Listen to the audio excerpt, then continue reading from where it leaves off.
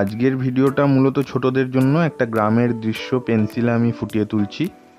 আর যেহেতু ছোটদের জন্য সেহেতু আমি স্কেলের ব্যবহার করছি, তোমরা ফ্রি হ্যান্ডসেও এটা করতে পারো। তবে আমি আজকে স্কেলের ব্যবহারই করব, কারণ ছোটদের ভিডিও। আজকে মূলত পেন্সিলে একটা গ্রামের দৃশ্য করছি, দুটো ঘর করে দিলাম, একটা গাছ করে দিলাম। তোমরা এই ভিডিওটা একটু ফাস্ট করা আছে, তোমরা প্রয়োজনে পজ করে করে স্টেপ বাই স্টেপ এটাকে ফলো করতে পারো। এই পাশে একটা ঘর, সামনে আর একটা গাছ আমি করে দিলাম। কিভাবে গাছটা করলাম স্টেপ বাই স্টেপ তোমরা ভিডিওটা পজ করে করে বাড়িতে প্র্যাকটিস করতে পারো। পেন্সিলে করছি, পুরো ব্যাপারটা আমি পেন্সিলে করছি। এরপর আমি আউটলাইনটা ব্ল্যাক পেন দিয়ে করছি। তোমরা চাইলে এটা ব্ল্যাক মার্কার ইউজ করতে পারো, ব্ল্যাক স্কেচ পেন ইউজ করতে পারো।